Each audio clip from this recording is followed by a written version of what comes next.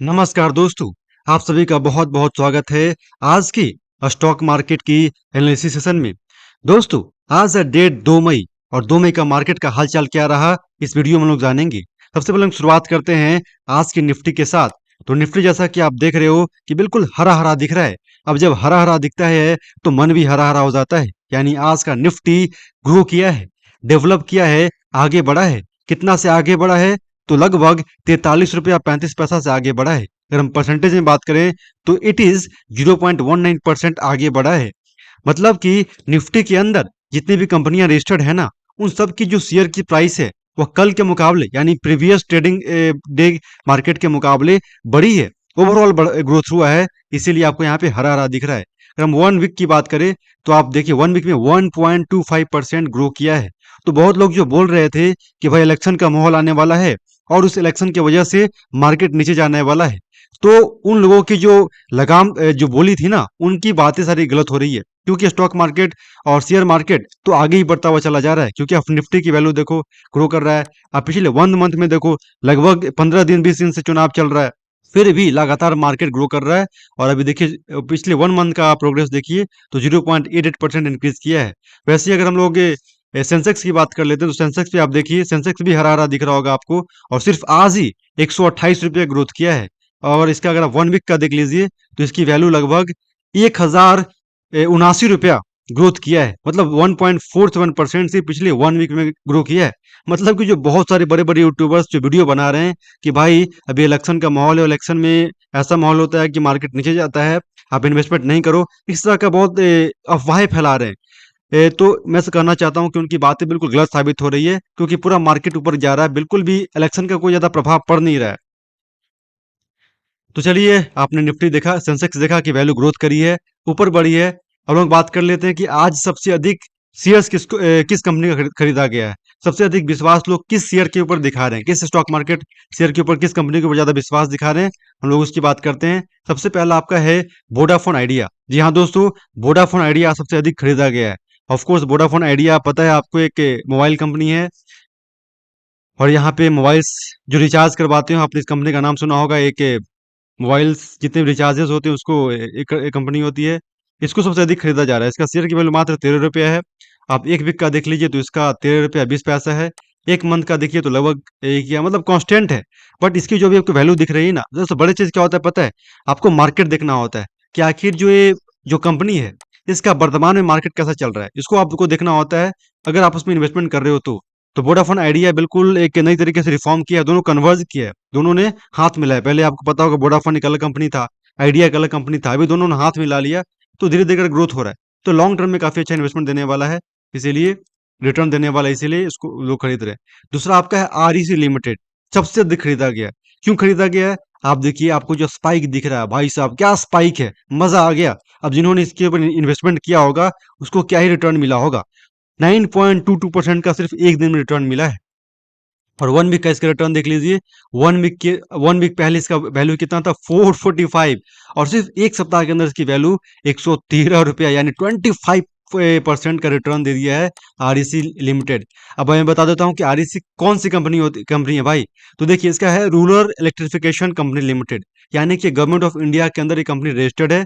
Power जो section होता है गवर्नमेंट ऑफ इंडिया का, उसके अंदर ये कंपनी है, आती है। और ये काम क्या करती है? तो जो रूरल एरियाज है ना, जो गांव देहात का एरियाज होता है इंडिया की, उसको इलेक्ट्रिफिकेशन करने का, इलेक्ट्रीफाई करने का काम कर रही है। मतलब वहां तक इलेक्ट्रिसिटी पहुंचाने का प्रयास कर रही है।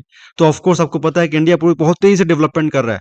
तो अगर जितना ज्यादा तेजी से इलेक्ट्रिफिकेशन होगा, उतना ही तेजी से ये जो कंपनी जो उसके अंदर रजिस्टर्ड करी गई है, पावर डिपार्टमेंट के अंदर, इलेक्ट्रिसिटी डिपार्टमेंट के अंदर, वह कंपनी ऑफ कोर्स ग्रोथ करेगी। और क्या ही ग्रोथ करी है। आज की मार्केट इसने स्टार्ट करी थी किससे? मात्र शुरू करी थी कि यहाँ से इसका लोअर वैल्यू देखिए 510 रुपया से, और हायर वैल्यू कितना देखिए 557। तो एक अद्भुत कह सकते हैं। क्या क्या ग्राफिक्स का गया, उसके बाद लगातार कांस्टेंट रहा है। तो ये काफी खरीदा गया, क्योंकि काफी मतलब अचानक से लोगों ने देखा बहुत तेजी से भाग रहा है। और तो लोगों ने इस पर ज्यादा विश्वास जताया। और ऑफ कोर्स एक शॉर्ट टर्म में 1 महीना के अंदर या 1.5 महीना के अंदर आप देख सकते हो कि कंपनी से बहुत लोग रिटर्न कर सकते हैं। इसीलिए अगर आप भी चाहो तो आप इसको तरफ आगे जा सकते हो।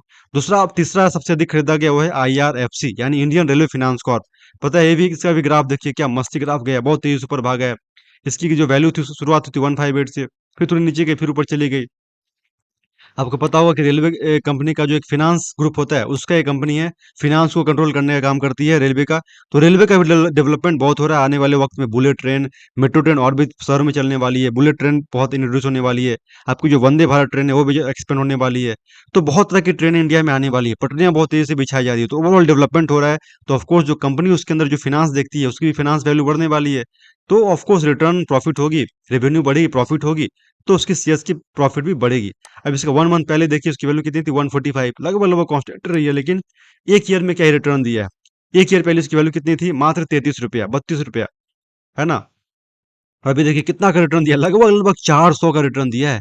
आप इमेजिन कर सकते हैं कि जो बंदा 1 साल पहले इसके अंदर इसका मान लेते 1,000 शेयर खरीदा होगा, तो नाउ वो अगर उसने 1 लाख लगाया होगा, तो उसकी जो प्राइस हो गई होगी अभी 4 लाख हो गई होगी, मतलब 4 गुना रिटर्न। तो ऑफकोर्स अभी भी बहुत ज्यादा ग्रोथ नहीं हुआ इस कंपनी के अंदर, बहुत ज्यादा स्कोप इसके अंदर है। और हो सकता है कि आने वाले 1 साल के अंदर इसकी वैल्यू आपको 500 के आसपास दिखे। मतलब अभी भी आप अच्छा खासा रिटर्न यहाँ से आप ले सकते हो, अगर आप चाहो तो इसमें इन्वेस्टमेंट कर सकते हो। चौथा कंपनी यस बैंक, जैसा कि आपको पता है कि हमेशा से सबसे अधिक खरीदा जा रहा है, लोग इस पे विश्वास दिखा रहे हैं, क्योंकि एक बैंक है और बहुत ही अच्छा सर्विस प्रोवाइड कर रही है, अपने कस्टमर्स को बहुत ही अच्छा सर्विस दे रही है। और जो बैंक काफी अच्छा सर्विस देती है ना, उसका ग्रोथ सुनिश्चित होता है, लोग उस पर विश्वास दिखाते हैं, वहां पे अपना अकाउंट्स खोलते हैं, वहां से लोन्स इशू करते हैं। तो बहुत सारे एक्टिविटीज वहां से लोग करते हैं, तो उसका ग्रोथ बिल्कुल एकदम फिक्स है। आप इसका 1 मंथ का देखिए, 1 मंथ में अगर बात करें तो लगभग लगभग 3% ग्रोथ किया है। तो आप भी यस बैंक की तरफ जा सकते हो, क्योंकि शेयर अभी बहुत है। और अगर मैंने हाल फिलहाल में आपको दिखाया IRFC का, इसकी वैल्यू कितनी कम थी, और फिर अचानक से इसकी वैल्यू कितनी ऊपर चली गई। तो ये आपने देखा कि आज का सबसे अधिक ग्रो ऐप पे सबसे अधिक कौन-कौन से कंपनीज के स्टॉक शेयर्स खरीदे गए हैं। अब बात कर लेते हैं आज के टॉप गेनर्स की। टॉप गेनर्स की अगर हम बात करते हैं, लार्ज कैप में बात करते हैं, तो वही मैंने बोला RECL एक लार्ज कैप कंपनी है, जो कि गवर्नमेंट ऑफ इंडिया का जो पावर्स डिपार्टमेंट होता है उसके अंदर आता है। सबसे अधिक आज ग्रोथ किया, सबसे अधिक गेन किया, कितना, 9.22% गेन किया है। तो आपके इंट्राडे के लिए आप इसको चूज कर सकते हो फॉर अलग कल के लिए। उसके बाद आप दूसरा कंपनी देखिए, दैट इज चोलामंडलम इन्वेस्टमेंट। ये क्या करता है, ये कंपनी में ऐसी होती है जो लोगों को होम होम लोन्स देती है, आपका व्हीकल लोन्स देती है। अगर कुछ आपको व्हीकल्स खरीदना हो, घर खरीदना हो, या कुछ भी जमीन वगैरह खरीदना हो, तो यहाँ से आपको लोन मिल जाता है। ये काम ये कंपनी करती है। अब कोर्स रिटर्न ज़्यादा और इंटरेस्ट ज़्यादा लेगी, लेकिन आपको लोन प्रोवाइड करती है, ये कंपनी है। सबसे अधिक गेन ये भी किया, दैट इज लाइक 108 रुपये का गेन किया, 9.08% गेन किया है। तीसरी कंपनी आपको दिख रहा होगा, finance power finance Corp, of course एक पावर कंपनी है। देखिए पावर अभी ना इंडिया में बहुत ज़्यादा आपका पावर का ये मतलब कि ग्रोथ होने वाला है। जितना भी कंपनी जिसका आपका रिन्यूएबल सोर्स ऑफ एनर्जी हो गया, पावर्स का सोर्स हो गया, अभी वो सब सारी कंपनी आने वाले वक्त तक ग्रो करने वाली है। तो आप विश्वास दिखा सकते हो, क्योंकि देखिए सबसे अधिक गेन भी वही कर रहा है। ट्रेंड कंपनी भी लगभग पावर कंपनी है जो कि गेन किया है। सबसे अधिक लूज कौन कौन सा किया उसकी बात कर लेते हैं। सबसे ऊपर आता है इजी माई ट्रिप। देखिए लोगों ने इस पर बहुत विश्वास दिखाया था, लेकिन ये जो कंपनी इजी माई ट्रिप, मतलब कि जो लोगों को ट्रिप प्रोवाइड करती है, ये कंपनी कहीं ना कहीं नीचे गई है, और आज भी लॉस में रही है। सबसे अधिक लूज किया है, बिग कैप कंपनी है, लेकिन उसके बावजूद लूज किया है। और बहुत ज़्यादा ग्रोथ देखने को मिला नहीं, लगातार आप देखो इसे लॉस ही लॉस है। लाइक थोड़ा सा ग्रोथ किया था, लेकिन आप 1 ईयर में देखिए इसकी वैल्यू 47 थी, और अभी भी लगभग उतना ही कॉन्स्टेंट बनी हुई है। मतलब कि जितना लोगों ने सोचा था उतना यह ग्रो नहीं करी है। तो कुछ-कुछ ऐसी कंपनियाँ होती हैं जो लगता है कि भाई लेकिन अगर आप देखोगे तो ट्रिप जो होता है, ऑफ कोर्स बहुत सारे ऐसे कंपनियाँ हैं जो कि ऑलरेडी इसके पहले आ चुकी थी, यानी ओला कंपनी हो गया, आपका ओएलएक्स हो गया, बहुत सारे और कंपनियाँ हैं, तो व्हीकल की सुविधा प्रोवाइड करती है। तो ये इतना, इसी वजह से इतना ग्रोथ नहीं करी है। दूसरा कंपनी है आपकी जो कि सबसे अधिक लॉस करी है, that is PNB, Punjab national bank. इसने थोड़ा-सा ग्रोथ लॉस लॉस किया, दैट इज़ 2.13%। 1 वीक आप देख लीजिए लगभग ग्रोथ ही है, मतलब कि ओवरऑल ग्रोथ ही है। 1 मंथ में देखिए वो भी ग्रोथ है, लगभग 10% का इसने ग्रोथ करी है, ₹12 के आसपास। तो ये कोई बैंक का कभी भी जब बहुत ज़्यादा खराब नहीं होता, बैंक में आप विश्वास करके इन्वेस्टमेंट कर सकते हो। तीसरा कंपनी आपका पिडिलाइट इंडस्ट्रीज़ है।